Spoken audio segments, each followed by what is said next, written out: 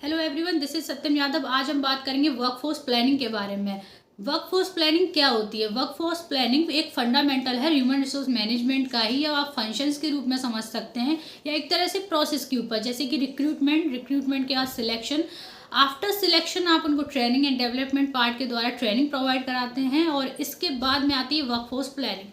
Workforce planning में ये समझाया जाता है कि जो ह्यूमन कैपिटल है, ह्यूमन कैपिटल एक मानव पूंजी उसको दर्शाता है कि जो लोग उस संस्था में काम कर रहे हैं, उस ऑर्गेनाइजेशन में जो लोग काम कर रहे हैं, उस ऑर्गेनाइजेशन के लिए सबसे महत्वपूर्ण चीज रहेगी वो पूंजी मानव पूंजी, क्योंकि उसमें मानव लोग मिलकर वर्क कर रहे हैं ऑर्गेनाइजेशन की ग्रोथ के लिए, कुछ ऑब्जेक्टिव्स को फुलफिल करने के लिए।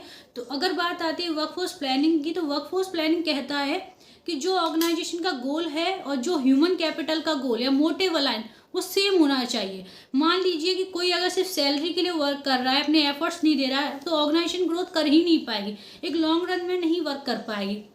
तो जब एम्प्लॉयज़ का, जो लेबर्स हैं उनका, चाहे टॉप लेवल हो, मिडिल लेवल हो, लो लेवल मैनेजमेंट हो, सबका और ऑर्गेनाइजेशन का, अगर इन सबका मिलके सेम मोटिव अलाइन होगा तो कंपनी ग्रोथ करेगी।